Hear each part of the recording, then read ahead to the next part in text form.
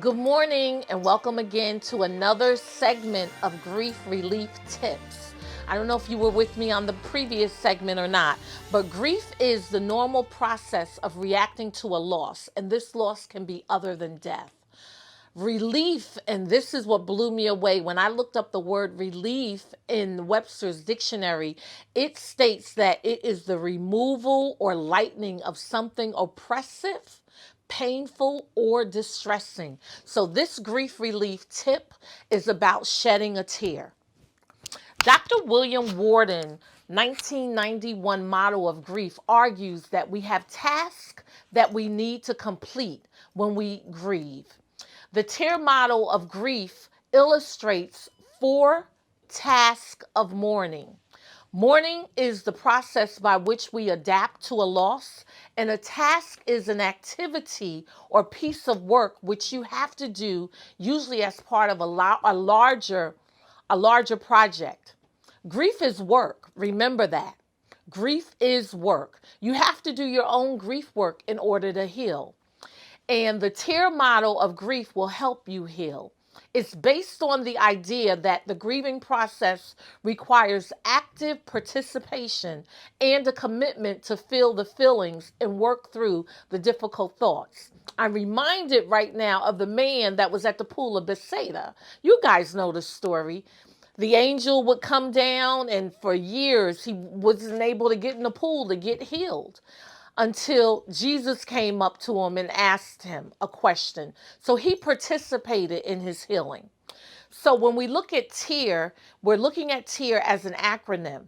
And the first task for TEAR is to accept the reality of the loss, experience the pain of the loss and process it, adjust to a new life, a new environment without the deceased, and then finally reinvest in the new reality.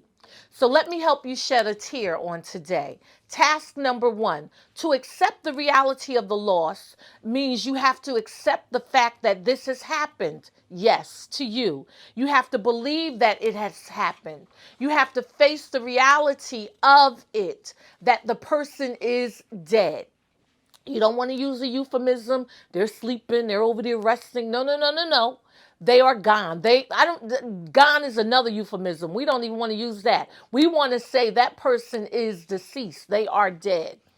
You want to understand that they are gone and that they're not coming back. And for some folk, this may be hard, especially when a person dies suddenly, unexpectedly, without cause, or without saying goodbye. Don't go into denial or act as if it has not occurred. It occurred, and as painful as it is, you must say the Serenity Prayer. You know the Serenity Prayer. God, grant me the serenity to accept the things I cannot change, the courage to change the things I can, and the wisdom, God, to know the difference. I know it's hard to accept the reality when you had plans, you had visions, you had dreams, you had goals, you had hope for the future, dreams of traveling, and now this person is no longer here. You must accept the reality of the loss, and this loss is not only death, but it could be a job, a career, a house, a car, friendship, a relationship, a divorce. It could be a number of things that you have to let go of and accept. So that's task number 1, to accept the reality of the loss. Next, task number 2, experience the pain of the loss. Acknowledge the feelings behind the loss. Talk about it. Journal it. Seek counsel. Seek professional help. But allow yourself to be with yourself. Allow yourself to be with yourself. And a lot of times we don't like to sit with ourselves. We like to get busy and do busy work. But here you need to experience that pain. Don't try to medicate your pain. Don't try to use drugs or alcohol. Don't try to use sex, shopping, food, or any other type of disorder to help you deny your present reality. Don't. And you can fill in the blank there. You can fill in the blank for yourself, because no one knows your story like you. So task number 3, adjust to the new life, your new environment without the person. Look at and make internal, external, and spiritual adjustments. This may mean that you write down a new vision, start to set new goals, and accomplish them.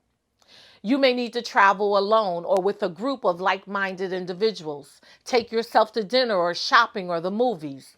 Basically, the person is no longer here, so you have to adjust where you alter or move something slightly in order to achieve the desired fit, appearance, or result.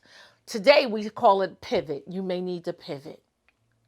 Or you can change so that you can fit in, conform, and ultimately keep it moving. Keep going.